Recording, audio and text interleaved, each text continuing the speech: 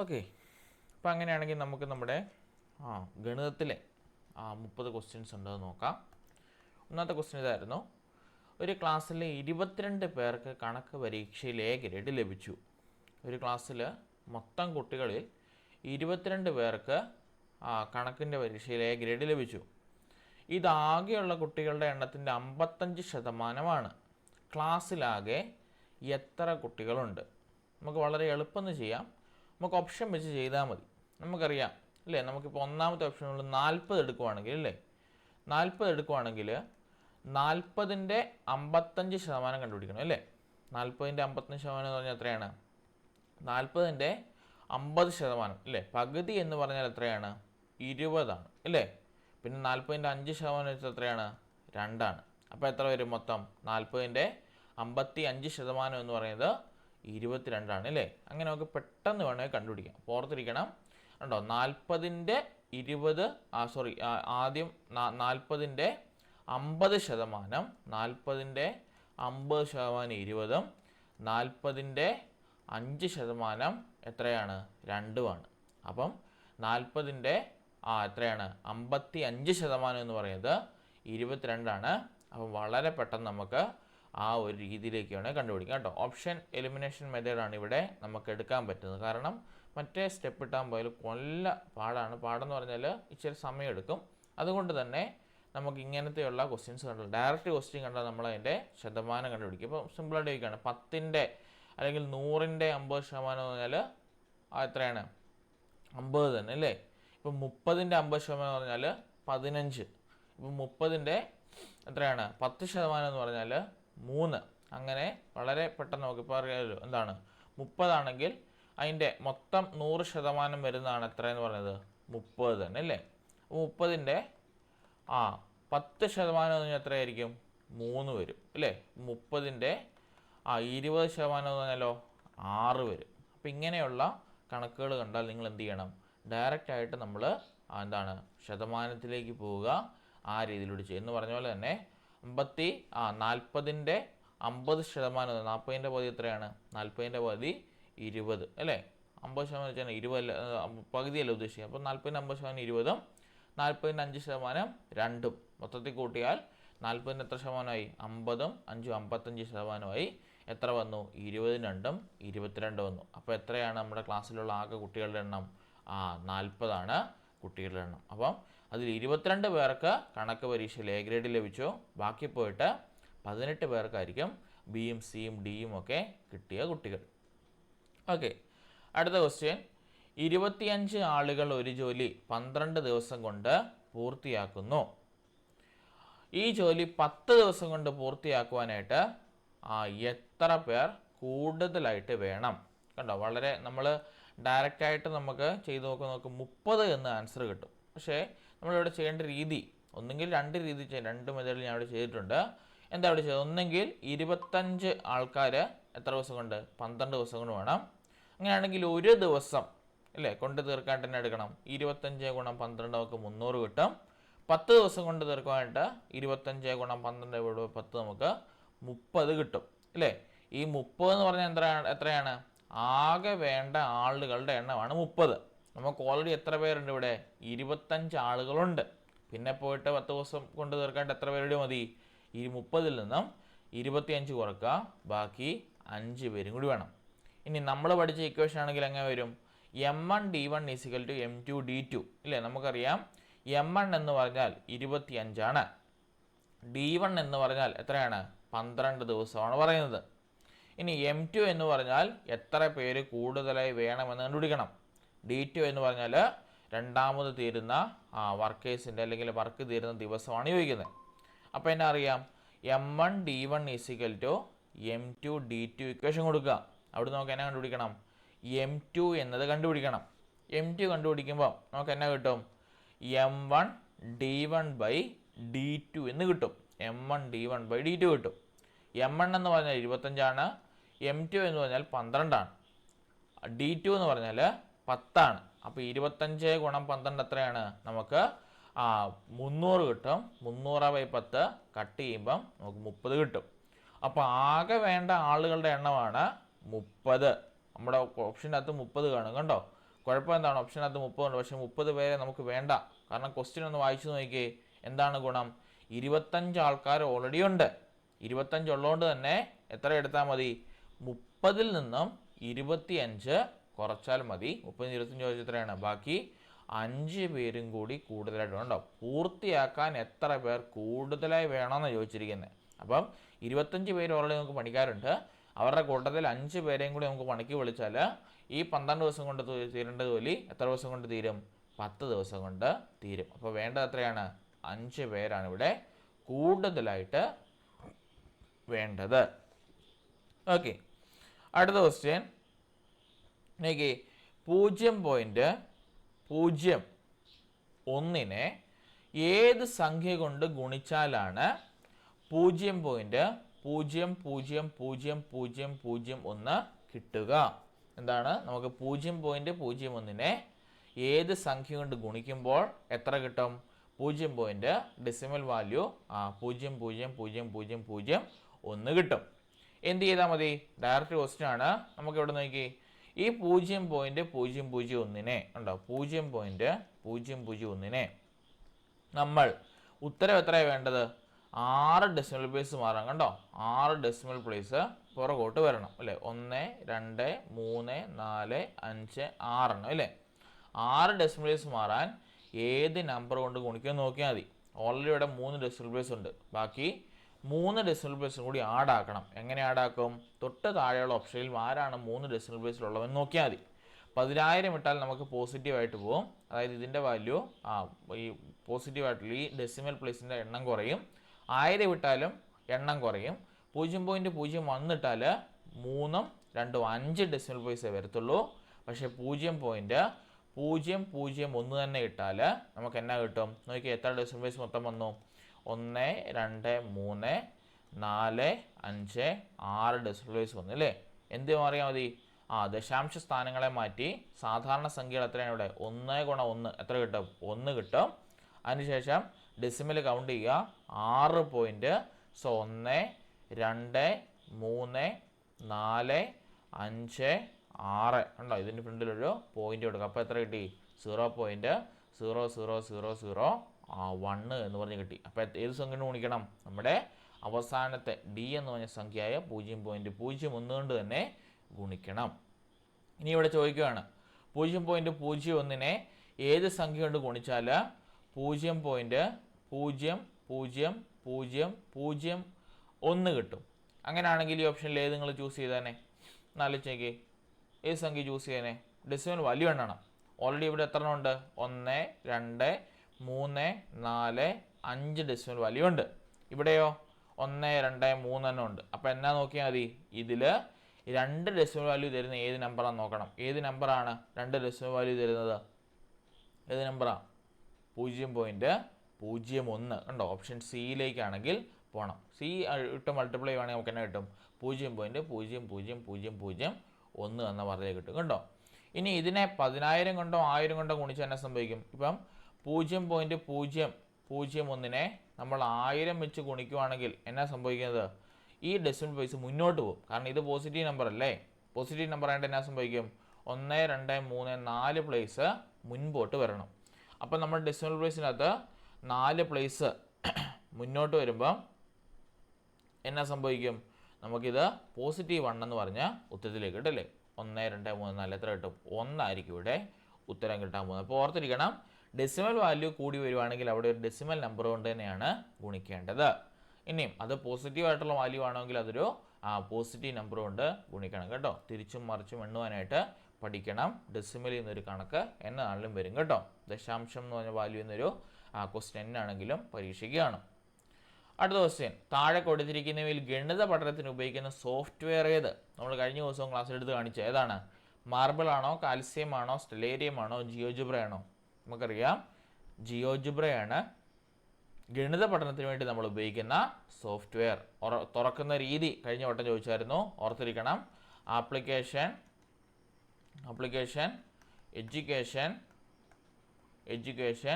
GeoGebra കേട്ടോ. GeoGebra ജാമിതിയുമായിട്ട് ബന്ധപ്പെട്ട കണക്കുകൾ നമ്മൾ ചെയ്യുവാനായിട്ട് നമ്മൾ യൂസ് ചെയ്യുന്ന സ്വതന്ത്ര സോഫ്റ്റ്വെയർ ആണ് ജിയോജിബ്ര. നമുക്കതിനകത്ത് വരയ്ക്കാം, കോർഡിനേറ്റ്സ് വെച്ച് കണ്ടുപിടിക്കാം, പോയിന്റ്സ് കണ്ടുപിടിക്കാം, ഏരിയ കണ്ടുപിടിക്കാം, 3 ഡയമെൻഷണൽ പിക്ചർ കണ്ടുപിടിക്കാം. അങ്ങനെ എല്ലാം തന്നെ നമുക്ക് ഈ ജിയോജിബ്രയ്ക്കകത്ത് ചെയ്യുവാനായിട്ട് സാധിക്കും. ഓക്കെ, അടുത്ത ക്വസ്റ്റ്യൻ. ചുവടെ കൊടുത്തിട്ടുള്ളവയിൽ പ്രൊജക്റ്റ് രീതിയുടെ സവിശേഷതയിൽ പെടാത്തതേത്? പഠനത്തിന് താല്പര്യം വളർത്തുക, അപഗ്രഥന ശേഷി വളർത്തുക, ഓർമ്മശക്തി വർദ്ധിക്കുക, ഗവേഷണ മനോഭാവം വളർത്തുക. നമുക്കറിയാം പ്രൊജക്റ്റ് രീതിയുടെ സവിശേഷതയിൽ പെടാത്തത് ഏതാണ്? നമ്മുടെ ഓർമ്മശക്തി വർദ്ധിപ്പിക്കുക. ബാക്കിയുള്ള 3 കാര്യങ്ങൾ വേണം. താല്പര്യം വളർത്താനും അപഗ്രഥന ശേഷി വളർത്താനും ഗവേഷണ മനോഭാവം വളർത്താനും നമ്മൾ എന്ത് സഹായിക്കുന്നതാണ്? പ്രൊജക്റ്റ് രീതി സഹായിക്കുന്നതാണ്. പക്ഷേ ഓർമ്മശക്തി വളർത്താനായിട്ട് നമ്മുടെ പ്രൊജക്റ്റ് രീതി നമ്മളെ സഹായിക്കുന്നില്ല എന്ന് ഓർത്തിരിക്കണം കേട്ടോ. റിപ്പീറ്റ് ക്വസ്റ്റ്യൻ ആണ്, നോക്കണം. ഇനിയും 13 1/3 എത്ര 1/3 വളരെ റിലവൻ്റ് ആയിട്ടും വളരെ ഇമ്പോർട്ടൻ്റ് ആയിട്ടും ഉള്ളൊരു ക്വസ്റ്റ്യൻ ആണ്. 13 1/3 എത്ര 1/3 നമുക്കറിയാം. സാധാരണയായിട്ടില്ലേ നമ്മളിപ്പോൾ ചോദിക്കുവാണ് അല്ലേ, എന്താണ് 10 എത്ര 2 വെച്ച് നമ്മൾ തന്നെ എടുക്കും? 10 ന്ന് 10 ഡിവൈഡ് ബൈ അല്ലെങ്കിൽ 10/2 നമ്മൾ ചെയ്യും. 10 ഡിവൈഡ് ബൈ 2 എന്ന് പറഞ്ഞ പോലെ തന്നെ 13 1/3 എത്ര 1/3 ഉണ്ടെന്ന് വെച്ചാൽ എന്നാ എടുക്കണം? 13 1/3 എന്നാ കൊണ്ട് ഹരിക്കണം? 1/3 കൊണ്ട് ഹരിക്കണം. ഇനി എന്താണ് നമുക്കറിയാം, ഒന്നാമത്തെ നമ്പർ ഒരു മിക്സഡ് നമ്പറാണ്, ഒരു മിശ്ര ഭിന്നമാണ്. അതിനെ നമ്മൾ സാധാരണയിലേക്ക് കൊണ്ടുവരണം. എന്ത് ചെയ്യണം? ഒന്ന് വട്ടം കറങ്ങി വരണം. അപ്പോൾ 13 × 3 + 1/3 അല്ലേ? ഓൾറെഡി നമ്മൾ ഫ്രാക്ഷനകത്ത് പഠിച്ചതാണ്.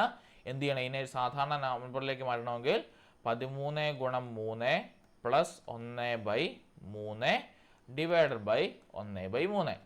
എന്നൊക്കെ 13 3 എത്രയാണ്? 13 3 39 + 1 ഡിവൈഡ് ബൈ 3 ഡിവൈഡഡ് ബൈ 1/3 കിട്ടും.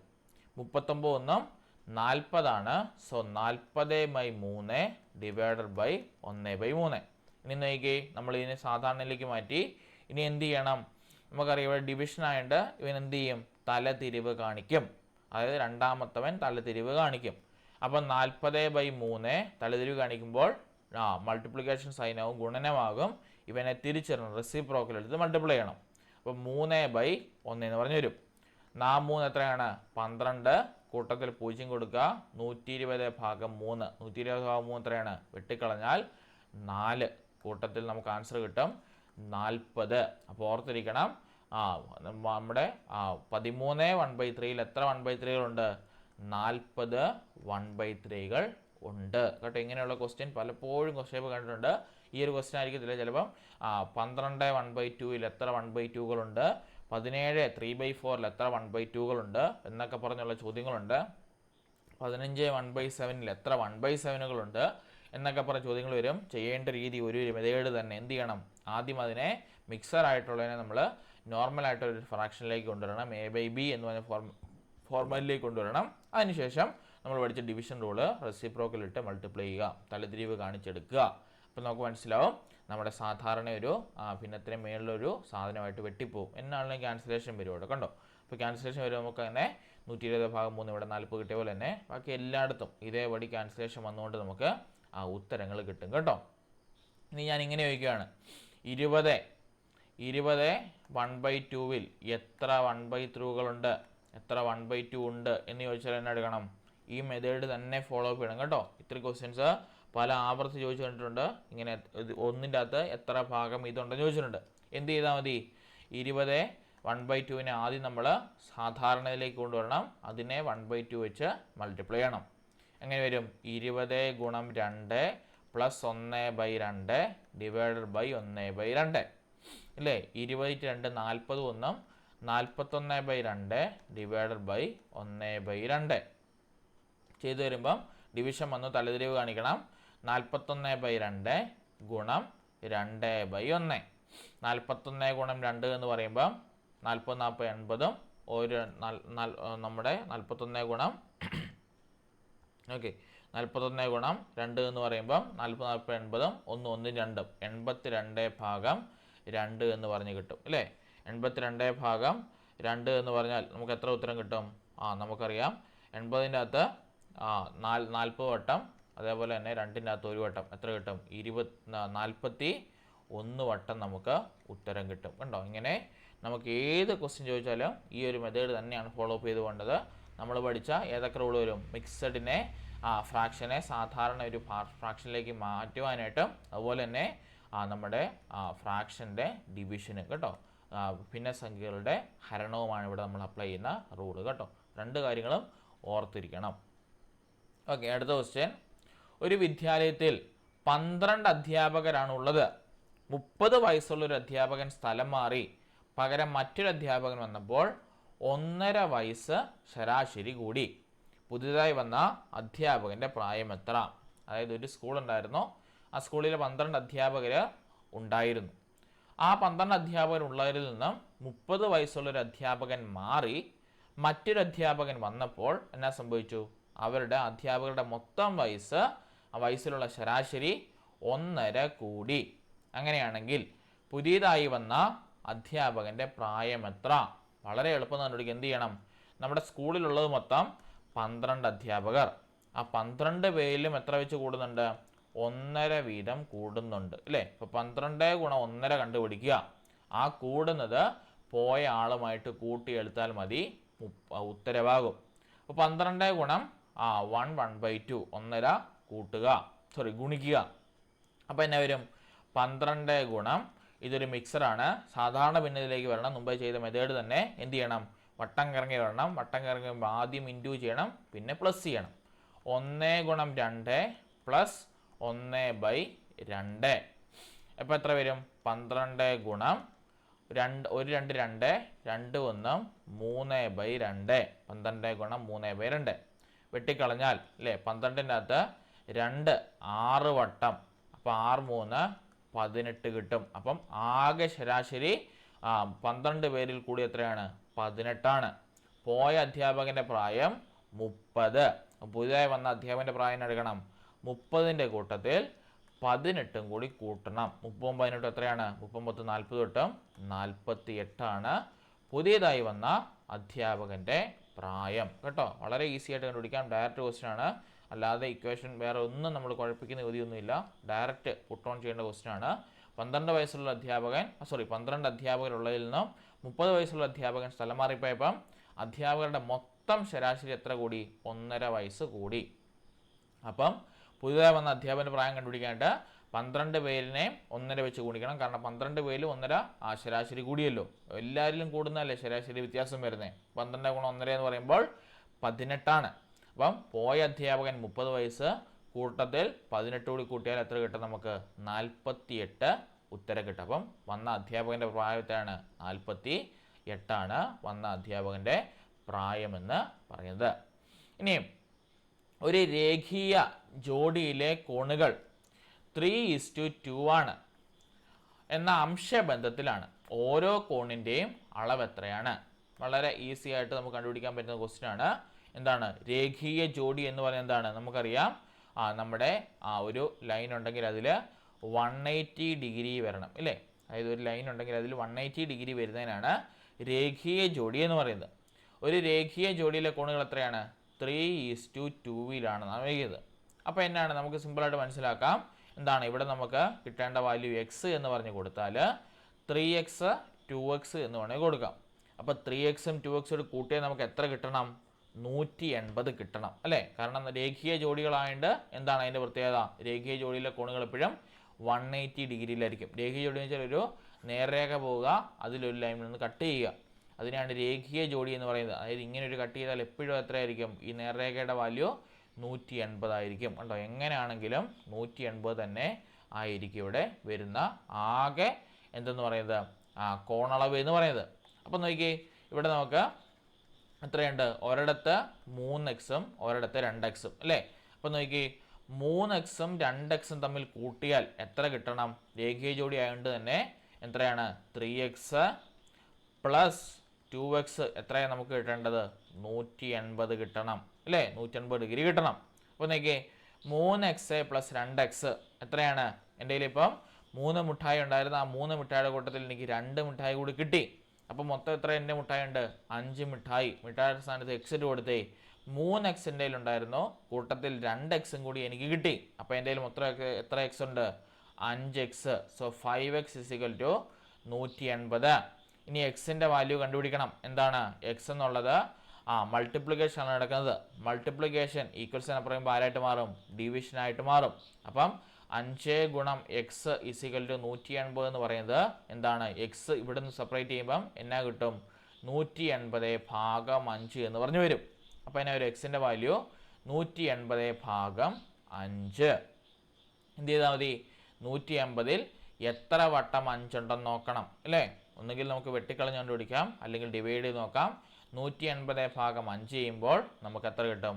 36 കിട്ടും. എക്സിൻ്റെ വാല്യൂ എത്ര കിട്ടും? 36 കിട്ടും. 180 ഭാഗം 5 ചെയ്യണം. 3 15 ശിഷ്ടം 3 0 ഇറക്കി എഴുതിയാൽ 5 6 30 റിമൈൻഡർ 0 0 നമുക്ക് 36 കിട്ടും. അപ്പോൾ എന്താണ്? എക്സിൻ്റെ വാല്യൂ ആണ് 36. എന്ത് ചെയ്യണം? 3x 2x കണ്ടുപിടിക്കണം. അപ്പം 2x ആണെങ്കിൽ എന്ത് കണ്ടുപിടിച്ചാൽ മതി? 2 × 36. കാരണം എക്സിൻ്റെ വാല്യൂ എത്രയാണ്? 36 ആണ്. 2 ഗുണം 36 എത്രയാണ്? 72 ഇല്ലേ? 30 30 60 6 12 60 12 72. എക്സിൻ്റെ 2xൻ്റെ വാല്യൂ 3xൻ്റെ വാല്യൂ ആകുമ്പം 3 × 36 കണ്ടുപിടിക്കണം. 72ൻ്റെ കൂടെ 36 കൂട്ടുമ്പോൾ 72 6 എത്രയാണ്? 78 30 108 ഡിഗ്രി കിട്ടും. അപ്പോൾ ഏതാണ് വരേണ്ടത്? 108 72 ഇവിടെ വരേണ്ട ആംഗിൾ. അല്ലാതെ ഇവിടെ നിങ്ങൾ ഓപ്ഷനിലേക്ക് പോയാൽ ഇവിടെ നോക്കുവാണെങ്കിൽ 120 60 വന്നാലും ഇത്രയാണ് 3:2 റേഷ്യോ കിടക്കുന്നത്. പക്ഷേ രേഖീയ ജോഡിയിലെ കോണുകളുടെ അളവ് 120 60 ആകത്തില്ല, 3:2 വരത്തില്ല. കാരണം അത് വരണമെങ്കിൽ ഏത് റൂൾ അപ്ലൈ ചെയ്യണം? 180 തന്നെ അപ്ലൈ ചെയ്ത് വരണം കേട്ടോ. അപ്പോൾ വരേണ്ട ഏതാണ്? 108 72 ആണ് കണ്ടുപിടിക്കേണ്ടത്. രേഖീയ ജോഡികൾ ഇമ്പോർട്ടൻ്റ് ആണ്. രേഖീയ ജോഡി എന്ന് വെച്ചാൽ എന്താണ്? ഒരു നേർരേഖ ഉണ്ടെങ്കിൽ അതിലെ ഒരു കോൺ വന്ന് കട്ട് ചെയ്യുവാണെങ്കിൽ 2 കോണിൻ്റെ അളവ് എത്രയായിരിക്കും മാറും? 180 ആയിരിക്കും ഇതിൻ്റെ മൊത്തത്തിലുള്ള കോൺ അളവ് എന്ന് പറയുന്നത്. കോണളവ് 180 ആകുമ്പം എത്രയാണ് നമുക്ക് കിട്ടേണ്ടത്? 3x 2x കൂട്ടിയാൽ 180 കിട്ടണം. അതുകൊണ്ട് തന്നെ 5xൻ്റെ വാല്യൂ 180, എക്സിൻ്റെ വാല്യൂ കൊണ്ടിരിക്കുക 180 ഭാഗം 5 ചെയ്യണം. എത്ര കിട്ടും? 36 കിട്ടും. എക്സിൻ്റെ വാല്യൂവിനകത്ത് പുട്ട് ഓൺ ചെയ്താൽ മതി, നമുക്ക് ഉത്തരം കിട്ടി. 2xൻ്റെ വാല്യൂ 72, 3xൻ്റെ വാല്യൂ 108. സോ 108,72 ആണ് ഇവിടെ വരേണ്ട ആംഗിൾ. ഓക്കെ, അടുത്ത ക്വസ്റ്റ്യൻ. ഒരു ടാങ്കിൻ്റെ 1/4 ഭാഗം അല്ലെങ്കിൽ 4/1 ഭാഗം വെള്ളം നിറച്ചിട്ടുണ്ട്. 1500 ലിറ്റർ വെള്ളം കൂടി ചേർത്തപ്പോൾ ടാങ്ക് കൃത്യമായിട്ട് നിറഞ്ഞു. ടാങ്കിൻ്റെ ആകെ ഉള്ളളവ് എത്ര? ഇമ്പോർട്ടൻറ്റ് ക്വസ്റ്റ്യൻ ആണ്. പല ആവർത്തി ഇങ്ങനത്തെ ക്വസ്റ്റ്യൻ ചോദിച്ചിട്ടുണ്ട്. എന്താണ്? നമുക്കറിയാം, നമുക്കൊരു ടാങ്ക് ഉണ്ട്. ഇതാണ് നമ്മുടെ ടാങ്ക്. അതിനെ 4 ഭാഗിക്കുക. 1 2 3 4 നമ്മൾ ഭാഗിച്ചു. എന്നിട്ട് എന്താ പറയുന്നത്? ഇതിൻ്റെ അകത്ത് 1500 ലിറ്റർ കൂടി ഒഴിച്ചപ്പോൾ, അതായത് 4/1 ഭാഗം എന്ന് പറഞ്ഞാൽ ഈ താഴെയുള്ള ഈ ഒരു ഭാഗം മാത്രം അല്ലേ? ഈ ടാങ്കിൽ ഇത്രയും വെള്ളം കിടക്കുവാണ്. ബാക്കി എത്രയാണ് പറഞ്ഞിരിക്കുന്നത് കണ്ടോ?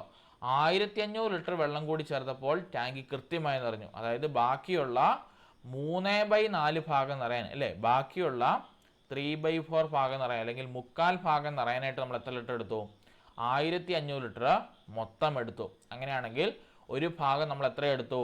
500 അല്ലേ? ഇവിടെ ഒരു 500 ലിറ്റർ, ഇവിടെ ഒരു 500 ലിറ്റർ, ഇവിടെ ഒരു 500 ലിറ്റർ, മൊത്തം എത്രയായി? 1500 ലിറ്റർ ആയി. അപ്പം 1/4 ഭാഗം നിറയാൻ നമ്മൾ 1500 ലിറ്ററും ബാക്കി ഒരു ഭാഗം നിറയാനായിട്ട് എത്ര കൂടി വേണം? 500 ലിറ്റർ വേണം. അപ്പോൾ ടാങ്കിൻ്റെ ആകെ ഉള്ള അളവ് എത്രയാണ്? 500 1000 1500 2000. എത്ര കിട്ടും നമുക്ക്? 2000 ലിറ്റർ കിട്ടും കേട്ടോ. ഇങ്ങനെ വരച്ച് കണ്ടുപിടിക്കുന്നതാണ് ഈ എളുപ്പമുള്ള മെത്തേഡ്. ഓർത്തിരിക്കണം, എന്താണ്? ഒരു ടാങ്കിനകത്ത് 1/4 ഭാഗം വെള്ളമുണ്ട്. നമ്മൾ അതിൻ്റെ അകത്തോട്ട് 1500 ലിറ്റർ വെള്ളം ഒഴിച്ചു. അപ്പോൾ 1/4 ഭാഗം വെച്ചാൽ ഈ താഴെ ഈ വരച്ചിരിക്കുന്ന ഈ റെഡ് പോർഷൻ മാത്രമായി അല്ലേ? ബാക്കിയുള്ള ഭാഗത്തിനകത്തോട്ട് 1500 ലിറ്റർ വെള്ളം ഒഴിക്കണമെങ്കിൽ ബാക്കിയുള്ള ഭാഗം എത്രയാണ്? 1/4 ഭാഗമാണ് ബാക്കിയുള്ളത്. അപ്പോൾ 1/4 ഭാഗം നിറയാൻ 1500 ലിറ്റർ വെള്ളം ഒഴിച്ചെങ്കിൽ ഒരു ഭാഗം നിറയാൻ എത്ര ലിറ്റർ വെള്ളം വേണം? 500 ലിറ്റർ വെള്ളം വേണം. അപ്പം 1500ൻ്റെ കൂടെ എത്ര കൂടി കൂട്ടിയാൽ മതി? 1/4 ഭാഗം 1500 ആണ്. കൂട്ടത്തിൽ 1/4 ഭാഗത്തിലെ 500 കൂട്ടിയാൽ എത്ര കിട്ടും നമുക്ക്? 2000 ലിറ്റർ മൊത്തം കിട്ടും കേട്ടോ. ഈ ക്വസ്റ്റ്യൻ റെലവൻ്റ് ആണ്, ഇമ്പോർട്ടൻ്റ് ആണ്, പഠിക്കണം കേട്ടോ. ഇങ്ങനെ യുക്തിപൂർവ്വം നമ്മൾ ചിന്തിക്കുന്നുണ്ടോ, അധ്യാപകരായ നമ്മൾ ചിന്തിക്കുന്നുണ്ടോ ഇല്ലയോ എന്നറിയാനുള്ള ചോദ്യങ്ങളാണ് പൈപ്പിൻ്റെയും ടാങ്കിൻ്റെയും കണക്കുകൾ. അത് നമ്മൾ നോക്കിയിട്ട് വേണം പോകുവാൻ. ഓക്കെ, അടുത്ത ക്വസ്റ്റ്യൻ. യെസ്, വളരെ അടുത്ത ക്വസ്റ്റ്യൻ. ചിത്രത്തിൽ പി ക്യു ആർ എസ് എന്നിവ സമാന്തര വരകളാണ്. കണ്ടോ, പി ക്യുവും കണ്ടോ, ഇതാണ് പി ക്യു, ഇതാണ് ആർ എസ് എന്നിവ പാരലാണ് അല്ലെങ്കിൽ സമാന്തര വരകളാണ്. അങ്ങനെയാണെങ്കിൽ ആംഗിൾ എസ് ടി ക്യു എന്ന് പറഞ്ഞാൽ ഈ ആംഗിൾ നമ്മൾ കണ്ടുപിടിക്കണം. ഈ ആംഗിൾ എത്രയാണെന്ന് കണ്ടുപിടിക്കണം. ഇതാണ് കണ്ടുപിടിക്കേണ്ടത്. എങ്ങനെ നമ്മൾ കണ്ടുപിടിക്കും? നമുക്കറിയാം, ഒന്നുകിൽ നിങ്ങൾക്ക് ഡയറക്റ്റ് മെത്തേഡ് അപ്ലൈ ചെയ്യാം. അതായത് ഇങ്ങനെ ഒരു ഫിഗർ വന്നാൽ, അല്ലേ, നമ്മുടെ ഇസഡ് പോലെ ഒരു ഫിഗർ വന്നാൽ നമ്മൾ പഠിച്ചതാണ്, ഇതിൻ്റെ എന്താണ്, ഈ കോണും തുല്യമായിരിക്കും, അല്ലേ. അപ്പോൾ ഇവിടെ ഒരു 40 ഡിഗ്രി ആണെങ്കിൽ, അല്ലേ, ഇവിടെ എത്ര വരും? 40 വരും. അപ്പോൾ ഇവിടെ നോക്കി, ഇവിടെ 60 ആണെങ്കിൽ ഇവിടെ എത്ര വരും? ഇവിടെയും 60 തന്നെ വരും. അപ്പോൾ ബാക്കി എത്ര വരും? നമുക്കറിയാം, ഒരു ത്രികോണത്തിൻ്റെ ആന്തരിക കോണുകളുടെ തുക എത്രയാണ്? 180 ആണ്. ശരിയല്ലേ? അപ്പം 40ഉം 60ഉം എത്ര വന്നു? 100 വന്നു. പോയിട്ട് ബാക്കി ഇവിടെ എത്ര വരണം? 80 വരണം. ഇവിടെയാണെങ്കിൽ ഇവിടെ 80 ആയതുകൊണ്ട് ഇവിടെ 80 തന്നെ വരേണ്ടത്. കാരണം എന്താണ്? 40ഉം 60ഉം 100, 100, 80, 180. കാരണം ഒരു എന്താണ്, ആന്തരിക കോണുകളുടെ തുക ത്രികോണത്തിന് എത്രയാണ്? 180 കിട്ടേണ്ടത്. അപ്പോൾ 80, 80 മേളിലും താഴെയും കിട്ടി. നോക്കിയേ, ഇനി ഇതൊരു രേഖീയ ജോഡിയാണ്, അല്ലേ. ഈ പോകുന്ന ഒരു രേഖീയ ജോഡിയാണ്. ഇവിടെ ഓൾറെഡി 80 ഉണ്ട്. ബാക്കി ഇവിടെ എത്ര കൂടി വേണം? ഈ കാണുന്ന ആംഗിൾ എത്ര കൂടി വേണം? 180 ആകാനായിട്ട് 180 80 കുറയ്ക്കണം. എത്ര കിട്ടും നമുക്ക്? 100 കിട്ടും. ഇവിടെ 100 ആണെങ്കിൽ ഇവിടെ എത്രയായിരിക്കും? 100 തന്നെ ആയിരിക്കും. കേട്ടോ, ആകെ മൊത്തം 360 കിട്ടും. അപ്പുറം ഇപ്പുറം 100 കിട്ടും. മുകളിലും താഴെ 80 കിട്ടും. അപ്പോൾ എത്രയാണ് വരേണ്ടത്? ഇവിടെ ആംഗിൾ 100 ആണ് വരേണ്ട ആംഗിൾ. കേട്ടോ, അല്ല എന്നുണ്ടെങ്കിൽ എളുപ്പവഴിയുണ്ട്. കണ്ടോ, ഇവിടുത്തെ ആംഗിളിൻ്റെ തുക ഉണ്ടോ, 40ഉം 60ഉം എത്രയാണ്? 100 ആയിരിക്കണം ഈ നടുക്ക് വരുന്ന സെൻറ്ററിൻ്റെ ആംഗിളിൻ്റെ വില. കേട്ടോ, അതും ഒരു തിയറിയാണ്. ഉണ്ടോ, ഇവിടെ വരുന്ന 40ഉം ഇവിടെ വരുന്ന 60ഉം എത്രയാണ്? 40 + 60 എത്രയാണ്? 100 ആയിരിക്കും ഇതിൻ്റെ ഈ മധ്യത്തിൽ വരുന്ന ആംഗിളിൻ്റെ വില. ഏത് രീതിയിലൂടെ വേണം കണ്ടുപിടിക്കാം. 2 രീതിയിൽ ചെയ്താലും കറക്റ്റാണ്. കേട്ടോ, ഓർത്തിരിക്കണം. ഇവിടെ അപ്ലൈ ചെയ്ത 2 റൂള്: ഒരു ത്രികോണത്തിൻ്റെ ആന്തരിക കോണുകളുടെ തുക 180 ഡിഗ്രി, അതേപോലെ തന്നെ ഒരു സർക്കിൾ മൊത്തം ഫില്ല് ചെയ്യുകയാണെങ്കിൽ അതിൻ്റെ ആംഗിൾ 360 ഡിഗ്രി, അല്ലേ. അപ്പോൾ അങ്ങനെ ചെയ്യുമ്പോൾ ഇവിടെ 40 ആകുമ്പോൾ ഇസഡ് റൂൾ പഠിച്ചിരിക്കണം. കേട്ടോ, ഇസഡ് റൂൾ പഠിച്ചിരിക്കണം. ഇസഡ് റൂളിനകത്ത് ഈ ഒരു സൈഡിനോട് തുല്യമായിരിക്കും താഴെയുള്ള ഈ സൈഡ്, അതേപോലെ തന്നെ ഇപ്പുറത്ത് വരുന്ന ഈ ഒരു സൈഡിനോട് തുല്യമായിരിക്കും ഈ ഒരു സൈഡ്. കേട്ടോ, 2 വശങ്ങളും ഓർത്തിരിക്കണം. ഇസഡ് റൂളാണ്. ഇസഡ് റൂൾ എന്നാണ് കോമൺലി പറയുന്നത്. അപ്പോൾ അതിൻ്റെ അകത്ത് ഇവിടെ 40 ആയതുകൊണ്ട് തന്നെ തൊട്ട് താഴെ 40 കിട്ടും. ഇവിടെ 60 ആകുമ്പം തൊട്ട് മുകളിൽ 60 കിട്ടും. ഇനി ആന്തരിക കോണുകളുടെ തുക നോക്കണം. 60ഉം 40ഉം 100 കിട്ടും. പിന്നെ പോയിട്ട് ഈ ഒരു താഴത്തെ ട്രയാങ്കിള് 180 എത്ര കൂടി ഇറക്കണം? 180 നിന്ന് 100 കുറച്ചാൽ 80 കിട്ടും. ഇവിടെ 80 ആയതുകൊണ്ട് മുകളിൽ 80 വരണം. അല്ല എന്നുണ്ടെങ്കിൽ ഇങ്ങനെ കണ്ടുപിടിക്കാം. ഇവിടെ 40, 60, 100, അതിൻ്റെ ബാക്കി 80. ഇവിടെ 80 ആകുമ്പോൾ ഇവിടെ 80. ഇനി ഇത് നോക്കുവാണെങ്കിൽ ഇതൊരു എന്താണ്, രേഖീയ ജോഡിയാണ്. ഇവിടെ ഓൾറെഡി ഒരു 80 ഡിഗ്രി ഉണ്ട്. ബാക്കി എത്രയാണ്? 180 ആകുവാണ്ട്. രേഖീയ ജോഡിയിലെ കോണുകൾ ഇപ്പോൾ നമ്മൾ ചെയ്തതല്ലേ, 180. അപ്പോൾ 180ൽ നിന്ന് 80 കുറച്ചാൽ ബാക്കി എത്ര കിട്ടും? 100 ഡിഗ്രി ഇവിടെ കിട്ടും. അപ്പോൾ ഈ വരേണ്ട ടിയുടെ ആംഗിൾ എത്രയാണ്? ഇവിടെ STQ എന്ന് പറഞ്ഞ ആംഗിൾ 100 ആണ് വരേണ്ടത്. ഉണ്ടോ, കണ്ടാൽ വലിയ സംഭവം തോന്നും, പക്ഷേ ഒന്നുമില്ല. ഡയറക്റ്റ് എന്താണ് ആൻസർ നമ്മൾ പുട്ട് ഓൺ ചെയ്യുന്ന ക്വസ്റ്റ്യൻ ആണ്. കേട്ടോ, ഓർത്തിരിക്കണം. STQൻ്റെ ആംഗിൾ എത്രയാണ്? 100 ഡിഗ്രിയാണ് വരേണ്ടത്. അല്ലാന്നുണ്ടെങ്കിൽ ഇവിടെ തന്നിരിക്കുന്ന മുകളിലത്തേൻ്റെയും താഴത്തേൻ്റെയും സം കണ്ടുപിടിച്ചാൽ മതി. 40, 60, 100. കേട്ടോ, അതായിരിക്കും ഈ പറയ വരേണ്ട കോണിൻ്റെ ആംഗിൾ എന്ന് പറയുന്നത്. യെസ്. അടുത്ത ക്വസ്റ്റ്യൻ: ഗണിതത്തിൽ കുട്ടികൾക്കുണ്ടായ തെറ്റായ ധാരണകൾ മനസ്സിലാക്കുന്നതിന് ഏറ്റവും അനുയോജ്യമായിട്ടുള്ള ടൂൾ ഏതാണ്? എന്താണ്? ഗണിതത്തിൽ കുട്ടികൾക്കുണ്ടായ തെറ്റായിട്ടുള്ള ധാരണകൾ മനസ്സിലാക്കണം. അതിനാണെങ്കിൽ ഏറ്റവും അനുയോജ്യമായിട്ടുള്ള ടൂൾ ഏതാണ്? നിദാന ശോധകമാണോ, അഭിരുചി പരീക്ഷയാണോ, യൂണിറ്റ് ടെസ്റ്റ് ആണോ, അതോ സിദ്ധിശോധകമാണോ? ഇതാണ് വരേണ്ടത്. നമുക്കറിയാം, ഗണിതത്തിൽ കുട്ടികൾക്കുണ്ടായ തെറ്റുകൾ മനസ്സിലാക്കണമെങ്കിൽ അവിടെ നമ്മൾ ഡയഗ്നോസ് ചെയ്യണം, അല്ലെങ്കിൽ കണ്ടെത്തണം, അല്ലേ. എന്താണ് അവരുടെ പ്രശ്നമെന്ന് നമ്മൾ കണ്ടെത്തേണ്ടതായിട്ടുണ്ട്. അപ്പം അത് മനസ്സിലാക്കേണ്ട ഏറ്റവും അനുയോജ്യമായിട്ടുള്ള ശോധകം ഏതാണ്? നമ്മുടെ നിദാന ശോധകം അല്ലെങ്കിൽ ഡയഗ്നോസ് ടെസ്റ്റ് ആണ്. കേട്ടോ, ഇനി അഭിരുചി പരീക്ഷ എന്ന് വെച്ചാൽ എന്താണ്? കുട്ടികളിലുണ്ടാകുന്ന അഭിരുചികൾ കണ്ടെത്തുക. അതിന് നമ്മൾ ട്രെയിനിങ് കൊടുക്കുക. ആപ്റ്റിറ്റ്യൂഡ് നമ്മൾ കണ്ടെത്തി കൊച്ചു ക്ലാസ്സിൽ നമ്മൾ ട്രെയിനിങ് കൊടുക്കുന്നതാണ് അഭിരുചി പരീക്ഷകൾ എന്ന് പറയുന്നത്. യൂണിറ്റ് ടെസ്റ്റ് എന്ന് വെച്ചാൽ നമ്മളൊരു യൂണിറ്റിൻ്റെ അവസാനം നടത്തുന്ന പരീക്ഷ. സിദ്ധിശോധകം എന്ന് വെച്ചാൽ അച്ചീവ്മെൻറ്റ് ടെസ്റ്റ്. ഇപ്പം നമ്മുടെ 6ാം ക്ലാസ്സിൽ നടത്തുന്ന ഒരു അച്ചീവ്മെൻറ്റ് ടെസ്റ്റ് ഉണ്ട് ഗണിതത്തിൽ. അതിൻ്റെ പേരെന്താണെന്നറിയോ? ക്വസ്റ്റ്യൻ ചോദിച്ചിട്ടുള്ള 6ാം ക്ലാസ്സിൽ 6th സ്റ്റാൻഡേർഡിൽ നമ്മൾ ഗണിതത്തിന് വേണ്ടി മാത്തമാറ്റിക്സിൽ നമ്മളൊരു ടെസ്റ്റ് നടത്തും. അതൊരു സിദ്ധിശോധക പരീക്ഷയാണ്. ഏതെന്നറിയോ? ന്യൂമാക്സ് കേട്ടോ. ന്യൂമാക്സ് NUMATHS കേട്ടോ. ന്യൂമാക്സ് എന്ന് പറഞ്ഞ പരീക്ഷ നമ്മൾ കോമൺലി നടക്കും. കുട്ടികൾക്ക് ഗണിതത്തിൽ എത്രമാത്രം ശേഷി കൈവരിക്കാൻ പറ്റിയിട്ടുണ്ട് ഇല്ലേ നമ്മൾ നോക്കുന്ന പരീക്ഷയാണ്. 6ാം ക്ലാസ്സിൽ മാത്രമേ ഉള്ളൂ കേട്ടോ. അത് ഒരു റെലവൻ്റ് ആയിട്ടുള്ള ക്വസ്റ്റ്യൻ ആണ്. പരീക്ഷ പേപ്പർ ചോദിച്ചിട്ടുണ്ട്. ന്യൂമാക്സ് എന്ന പരീക്ഷയാണ് നമ്മൾ 6ാം ക്ലാസ്സിൽ നമ്മൾ നടത്തിക്കൊണ്ട് വരുന്നത് കേട്ടോ. അപ്പോൾ ഓർത്തിരിക്കണം, 6ാം ക്ലാസ്സിൽ നടത്തുന്ന ഒരു സിദ്ധിശോധക പരീക്ഷയാണ് ന്യൂമാക്സ് എന്ന് പറയുന്നത് കേട്ടോ. ഓക്കെ, അപ്പോൾ ഇവിടെ നമ്മൾ കണ്ടുപിടിക്കേണ്ടത് തെറ്റായിട്ടുള്ള ധാരണ മനസ്സിലാക്കണമെങ്കിൽ അത് കണ്ടെത്തി വേണം ഏതൊക്കെയാണ് തെറ്റായിട്ടുള്ള ധാരണ നമ്മൾ മനസ്സിലാക്കണം. പ്രത്യേകിച്ച് ഗണിതത്തിൽ കുട്ടികൾക്ക് ഈക്വൽ സൈൻ അപ്രയോഗിക്കുമ്പോൾ ഡിവിഷൻ ഈക്വൽ സൈൻ അപ്രയോഗിക്കുമ്പോൾ എന്താവും, മൾട്ടിപ്ലിക്കേഷൻ ഈക്വൽ സൈൻ അപ്രയോഗിക്കുമ്പോൾ എന്താവും, അഡീഷൻ പോകുമ്പോൾ എന്താവും, ഡിവിഷൻ പോകുമ്പോൾ എന്താവും, അല്ലേ? അതുപോലെ തന്നെ ഫ്രാക്ഷൻസിൻ്റെ റൂള്, ഡെസിമൽസിൻ്റെ റൂള്, മൈന്യൂട്ടായിട്ടുള്ള കാര്യങ്ങളൊക്കെ തെറ്റിപ്പോകുന്ന ഇതാണ് അല്ലേ, ഒരു സബ്ജക്റ്റാണ് മാത്സ് എന്ന് പറയുന്നത്. അപ്പം അതിൽ നമ്മൾ കണ്ടെത്തി വേണം അവർക്ക് പഠിപ്പിച്ചു കൊടുക്കാൻ. അതിന് നിദാന ശോധകമാണ് ഏറ്റവും അനുയോജ്യമായിട്ടുള്ളത്. ഓക്കെ, അടുത്ത ക്വസ്റ്റ്യൻ. 2:16 ഒന്നുകളുടെ സ്ഥാനത്തിൻ്റെ അക്കം ഏതാണ്? ഇത് 2:16, 2:2016, 2:51, 2:100 ഏത് ചോദിച്ചാലും നമുക്ക് എഴുതാൻ പറ്റും. എന്തറിഞ്ഞാൽ മതി? ആദ്യത്തെ ഒരു 5-6 എണ്ണത്തിൻ്റെ 2 വാല്യൂ കണ്ടുപിടിക്കണം. ഇവിടെ നമുക്കറിയാം 2:1 വാല്യൂ നമുക്ക് എത്രയാണെന്നറിയാം? 2 ആണ്. ഇനിയും 2:2 വാല്യൂ എത്രയാണ്? നമുക്കറിയാം 2 2 4 ആണ്. ഇനി 2:3 വാല്യൂ എത്രയാണ്? 4 × 2 8 ആണ്. 2:4 വാല്യൂ എത്രയാണ്? 8 × 2 ഗണം 16 ആണ്. 2:5 വാല്യൂ 16 × 2 32 കിട്ടും. 2:6 വാല്യൂ നമുക്ക് കിട്ടും 32 × 2 64 കിട്ടും. 2:7 വാല്യൂ 64 × 2 128 കിട്ടും. 2:8 വാല്യൂ 128 × 2 256 കിട്ടും. ഇത്രയും മതി. നിങ്ങളൊന്ന് നോക്കി, ഇവിടെ നമുക്ക് 2:1 ആകുമ്പോൾ അല്ലെങ്കിൽ 2⁻1 ആകുമ്പോൾ എത്രയാണ് വരേണ്ടത്? 2 വരും. 2⁻2 ആകുമ്പം 4 വരും ഒന്നിൻ്റെ സ്ഥാനത്ത്. 2⁻3 ആകുമ്പം 8 വരും. 2⁻4 ആകുമ്പം 6 വരും. കണ്ടോ? അപ്പോൾ എന്താ നമ്മുടെ സീക്വൻസ് മാറുന്നത്? 2 4 8 6. വീണ്ടും കണ്ടോ, 2⁻5 പോകുമ്പോൾ എന്തായി? 2 ആയി. 2⁻6 പോകുമ്പോൾ 4 ആയി. 2⁻7 പോകുമ്പോൾ 8 ആയി. 2⁻8 പോകുമ്പോൾ 6 ആയി. ഈ ഒരു പാറ്റേൺ ഇങ്ങനെ റിപ്പീറ്റ് ചെയ്തുകൊണ്ടിരിക്കും. കണ്ടോ?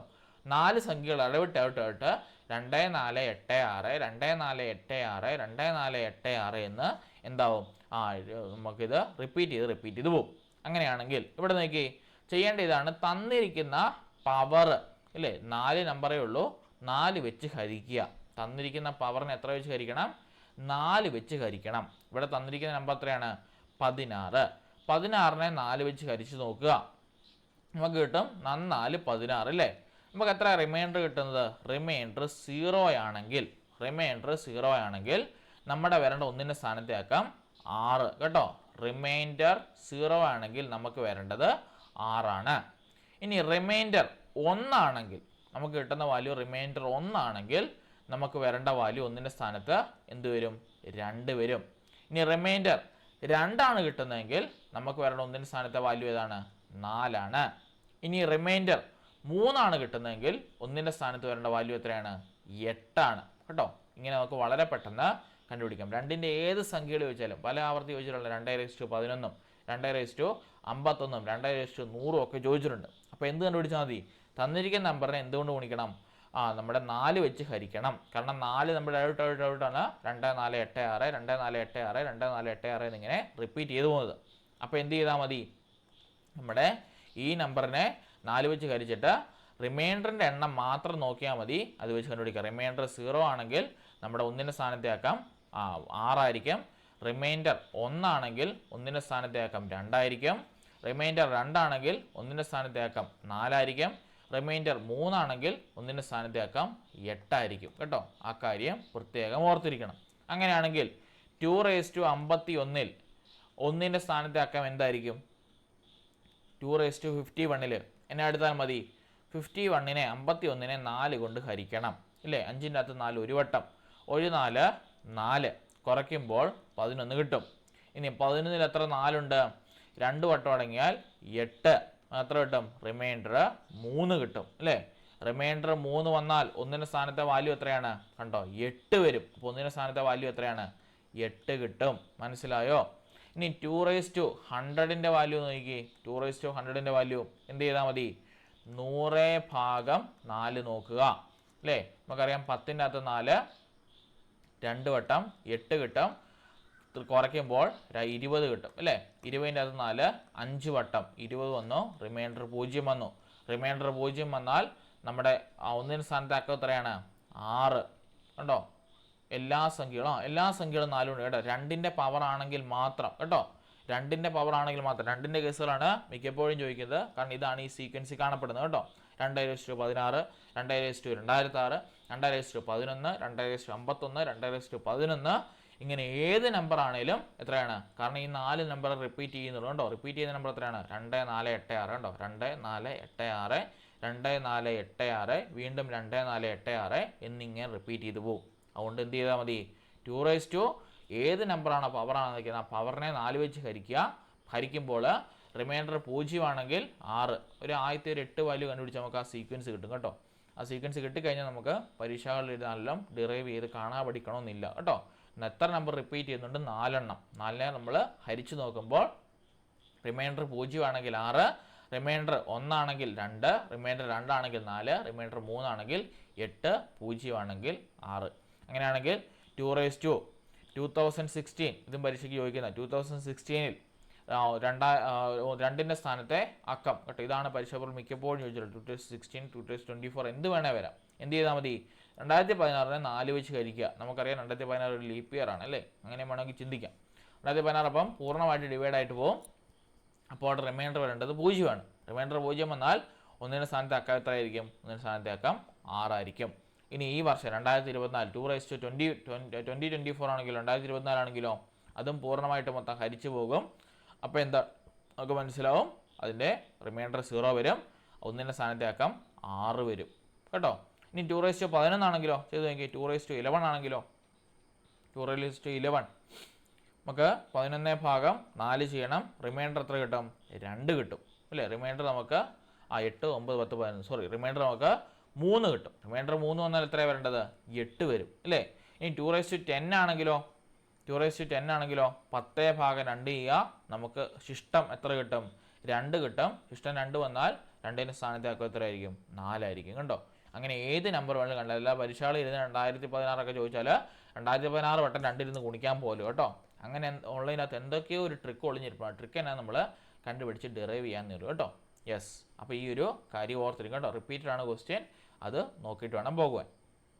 അടുത്ത ക്വസ്റ്റ്യൻ, ദേശീയ ഗണിതശാസ്ത്ര ദിനമെന്നാണ്.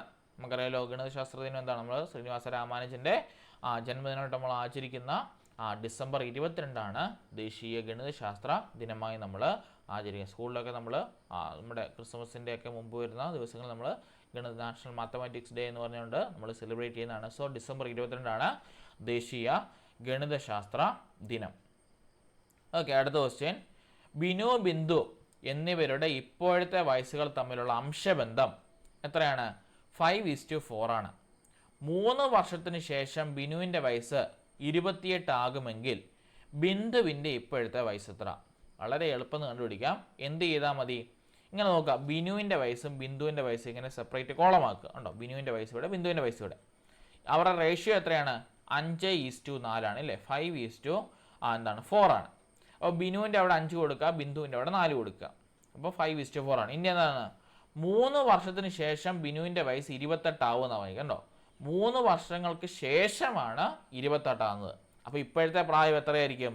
28ൽ നിന്ന് 3 കുറയ്ക്കണം ഇല്ലേ? 28ൽ നിന്ന് 3 കുറച്ചാൽ എത്ര കിട്ടും? 25 ഇപ്പോഴത്തെ പ്രായം. കാരണം ബിന്ദുവിൻ്റെ ഇപ്പോഴത്തെ പ്രായമാണെങ്കിൽ നമുക്ക് വേണ്ടത്, ഇപ്പോഴത്തെ വയസ്സാണ് വേണ്ടത്. അപ്പം ബിനുവിന് 3 വർഷം കഴിഞ്ഞ് 28 വയസ്സാണെങ്കിൽ ഇപ്പോൾ ബിനുവിന് എത്ര വയസ്സുണ്ട്? 28ൽ നിന്ന് 3 കുറച്ചാൽ മതി. എത്ര കിട്ടും? 25 ഉണ്ട് ഇല്ലേ? 25 5ൻ്റെ സ്ഥാനത്ത് വന്നാൽ അതിൻ്റെ 5:4 റേഷ്യോ വെക്കുമ്പോൾ എത്ര വരണം? നമ്മൾ എത്രയാണ്? 25ൻ്റെ അകത്ത് 5 5 25 അല്ലേ? അപ്പം I4 20 ആയിരിക്കണം ആരുടെ വാല്യൂ? കണ്ടോ, 5 × 5 25. ഇപ്പോൾ ഉള്ള ബിനുവിൻ്റെ വയസ്സ് 25. 5 × 4 20 കേട്ടോ. അപ്പം ബിന്ദുവിൻ്റെ വയസ്സ് എത്ര ആയിരിക്കണം? 20 ആയിരിക്കും കേട്ടോ. അപ്പോൾ എത്രയാണ്? 3 വർഷം കഴിയുമ്പോൾ ബിനുവിൻ്റെ വയസ്സ് 28 ആകുമ്പോൾ ബിന്ദുവിന് വയസ്സ് എത്രയാവും? 20 × 3 23 ആവും. അപ്പോൾ ബിന്ദുവിൻ്റെ ഇപ്പോഴത്തെ പ്രായം എത്രയാണ്?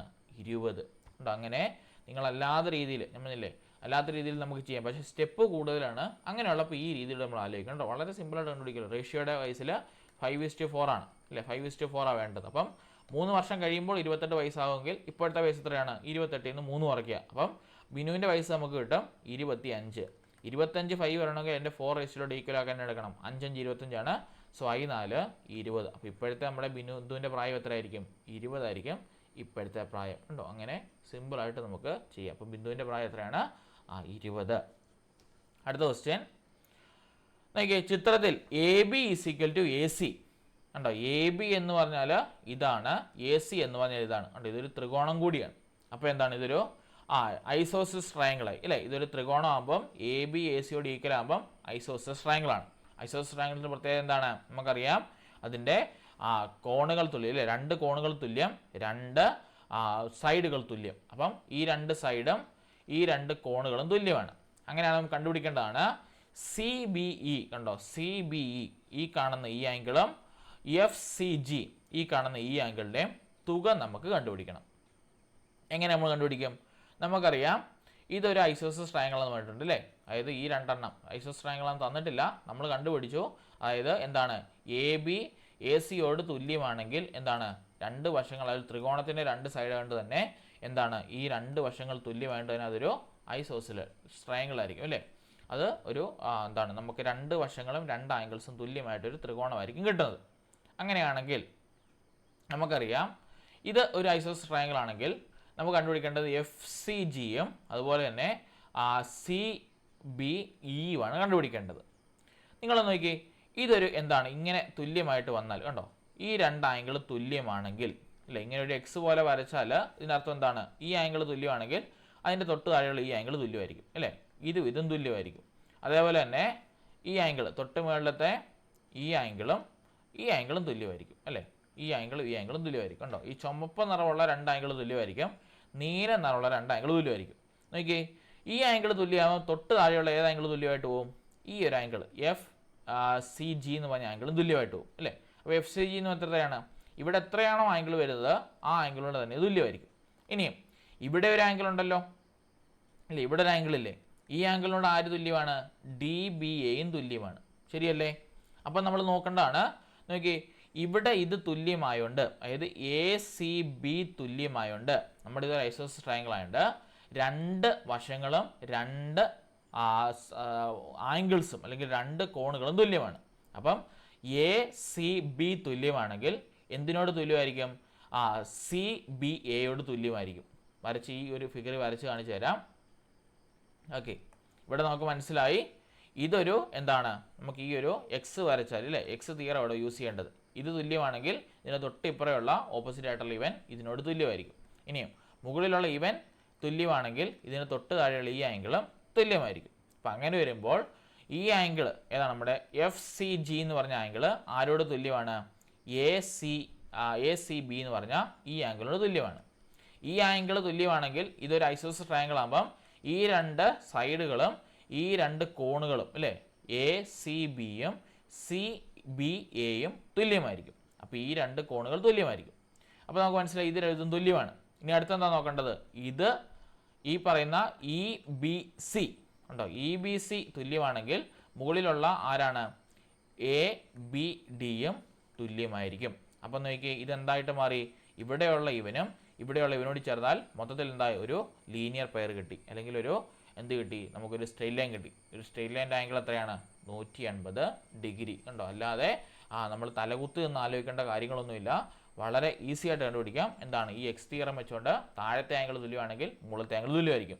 ഇതൊരു ഐസോസിസ് ട്രയാങ്കിൾ ആണ്, കാരണം ABACയോട് തുല്യമാണ്. അപ്പം 2 കോണുകളും 2 വശങ്ങളും തുല്യമാണ്. അപ്പം ACBയും അതേപോലെ തന്നെ ABCയും തുല്യമാണ്. അപ്പം എന്താണ്? താഴെയുള്ള CBF തുല്യമാണെങ്കിൽ ഒരു ആംഗിൾ ആണെങ്കിൽ അതേ ആംഗിൾ തന്നെ ആയിരിക്കും DBA വരേണ്ടത്.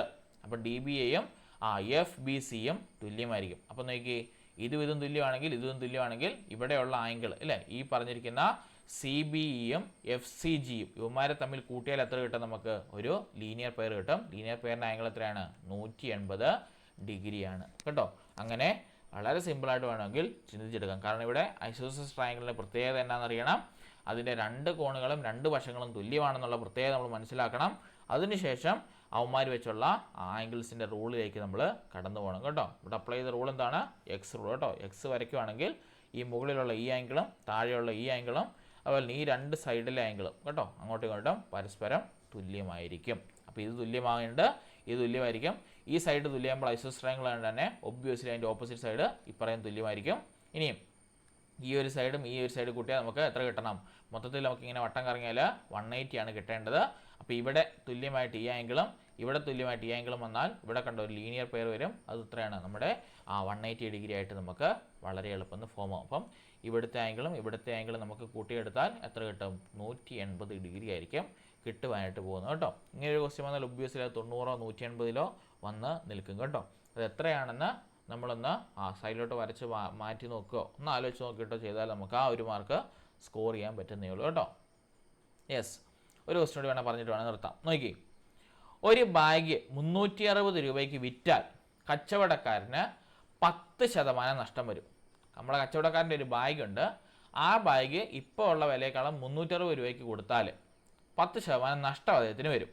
അങ്ങനെയാണെങ്കിൽ 10% ലാഭത്തിൽ വിൽക്കാനായിട്ട് ഈ ബാഗ് എത്ര രൂപയ്ക്ക് വിൽക്കണം? അപ്പം നമുക്കറിയാം ഇവിടെ 360 രൂപയ്ക്ക് വിറ്റാൽ 10% നഷ്ടം വരുമെങ്കിൽ നമ്മുടെ ബാഗിൻ്റെ ഒറിജിനൽ വില അവൻ വാങ്ങിച്ചത് എത്രയാണ്? 400 രൂപ അല്ലേ? 400 രൂപയാണ് അവൻ വാങ്ങിച്ചത്. കാരണം 360ൻ്റെ 400ൻ്റെ 10%ആണ് 360 എന്ന് പറയുന്നത്. അതുകൊണ്ടാണ് 400ൻ്റെ 10%-അതിനകത്ത് 360 വെച്ചപ്പോൾ അവന് എത്ര രൂപയ്ക്കില്ല നഷ്ടം കിട്ടിയത്? 10% നഷ്ടം വന്നത്. അപ്പോൾ എന്ത് ചെയ്യണം? ലാഭം നമ്മൾ കണ്ടുപിടിക്കേണ്ടത് എത്ര രൂപ ലാഭം കിട്ടണമെന്ന് ചോദിച്ചാൽ എന്നെ എടുക്കണം? 400 നമ്മുടെ ബാഗിൻ്റെ പ്രൈസ്. 400 ഗുണം 10 ഡിവൈഡ് ബൈ 100 ചെയ്യണം. അവന് 10% ലാഭത്തിലാണ് വിൽക്കേണ്ടത്. അപ്പം 400 ഗുണം 10 ഡിവൈഡ് ബൈ 100. പൂജ്യങ്ങൾ നമ്മൾ വെട്ടിക്കളഞ്ഞാൽ 4000 അല്ലേ? 4000 ഭാഗം 100 കിട്ടും. പൂജ്യം നമ്മൾ വെട്ടിക്കളഞ്ഞാൽ നമുക്ക് എത്ര കിട്ടും? 40 കിട്ടും. അപ്പോൾ ഓൾറെഡി വില ബാഗിന് എത്രയുണ്ട്? 400 രൂപയുണ്ട്. 400 കൂട്ടത്തിൽ 40 രൂപ കൂട്ടുമ്പം 440 രൂപയ്ക്ക് നമ്മുടെ ഈ ബാഗ് നമ്മുടെ ചേട്ടൻ വിറ്റാൽ 10% ലാഭത്തിന് ഈ ബാഗ് അദ്ദേഹത്തിന് വിൽക്കാൻ സാധിക്കും കേട്ടോ. കേട്ടോ, വളരെ ഈസി ആയിട്ട് ചെയ്യാൻ പറ്റുന്ന ക്വസ്റ്റ്യനാണ്. 360 രൂപയ്ക്ക് ഒരു ബാഗ് വിറ്റാൽ കച്ചവടക്കാരന് 10% നഷ്ടം വരുമെങ്കിൽ അതിൻ്റെ ഒറിജിനൽ വില എത്രയാണ്? 360 രൂപയുടെ 400ൻ്റെ 10%ആണ് 360 എന്ന് പറയുന്നത്. 40 എന്ന് പറയുന്നത് 360 40 കൂട്ടിയാൽ 400 കിട്ടും. 400 ശരിക്കുള്ള ബാഗിൻ്റെ വില. അതിൽ നിന്ന് 40 രൂപ കുറച്ച് വിറ്റാലാണ് അദ്ദേഹത്തിന് 10% നഷ്ടം വരുന്നത്. ഇപ്പോൾ 400-ന് 10% കുറയുമ്പോൾ എത്രയാണ്? 360 വരും. ഇനിയും 10% ലാഭം കിട്ടണമെങ്കിൽ അതിൻ്റെ 10% ലാഭം കണ്ടുപിടിക്കണം. നമുക്കറിയാം 400ൻ്റെ 10% വെച്ചാൽ 40 അപ്പോൾ 400-നോടെ 40 കൂട്ടിയാൽ എത്ര കിട്ടും? 440 രൂപയ്ക്ക് അദ്ദേഹം വിറ്റാൽ അദ്ദേഹത്തിന് 10% ലാഭത്തിന് അത് വിൽക്കുവാനായിട്ട് സാധിക്കും കേട്ടോ. ഓക്കെ, ഇതിനകത്തൊരു ഒരു ക്വസ്റ്റ്യൻ വേണം ചെയ്യാം. രാമാനുജൻ സംഖ്യ എന്നറിയപ്പെടുന്ന സംഖ്യ ഏതാണ്? നമുക്കറിയാം രാമാനുജൻ സംഖ്യ 1729 കേട്ടോ. 1729 രാമാനുജൻ സംഖ്യ കേട്ടോ. ഓർത്തിരിക്കണം, രാമാനുജൻ സംഖ്യയും ക്ലപ്പാക്ക സംഖ്യയൊക്കെ റിപ്പീറ്റ് ആയിട്ട് ചോദിക്കുന്നതാണ്. സംഖ്യകൾ ഓർത്തിരിക്കണം, മറന്നുപോലെ കേട്ടോ. രാമാനുജൻ സംഖ്യ 1729 കേട്ടോ. യെസ്, അങ്ങനെയാണെങ്കിൽ ബാക്കി ഒരു 10-12 ക്വസ്റ്റ്യൻ കൂടി ഉണ്ട്. അത് നമുക്ക് വൈകിട്ടത്തെ ക്ലാസ്സിൽ ഡിസ്കസ് ചെയ്യാം കേട്ടോ. അപ്പം ചെയ്ത് പഠിക്കണം കേട്ടോ. മാത്സ് ചെയ്ത് പഠിക്കാതെ യാതൊരു രക്ഷയുമില്ല. ചെയ്ത് പഠിച്ച് നോക്കിയേ പറ്റത്തുള്ളൂ കേട്ടോ. ഇതൊക്കെ റിപ്പീറ്റഡാണ് അല്ല, ഈ ക്വസ്റ്റ്യൻസ് എല്ലാം നമ്മൾ പഠിച്ച പാറ്റേണിൻ്റെ അകത്തുനിന്ന് റിപ്പീറ്റഡ് ആയിട്ട് തന്നെ വന്നിട്ടുള്ള ക്വസ്റ്റ്യൻസാണ്. അപ്പം ചെയ്ത് പഠിക്കുക, തലയിൽ കയറ്റുക. മാർക്സ് എന്നാണേലും നല്ല രീതിക്ക് ചോദിക്കും, ഒഴിവാക്കാൻ പറ്റാത്ത സബ്ജക്റ്റുമാണ്. അതുകൊണ്ട് തന്നെ ചെയ്ത് പഠിച്ച് തലയിൽ കയറ്റുക എന്നേ ഉള്ളൂ കേട്ടോ. നമുക്ക് ചെയ്യാൻ പറ്റുന്ന ഏക മാർഗം കേട്ടോ. അപ്പോൾ അതിലേക്ക് വർക്ക് ഓൺ ചെയ്യുക കേട്ടോ. അങ്ങനെയാണെങ്കിൽ നമുക്ക് അടുത്ത ക്ലാസ്സിൽ ബാക്കി എടുത്ത് തീർക്കാം. Okay, thank you.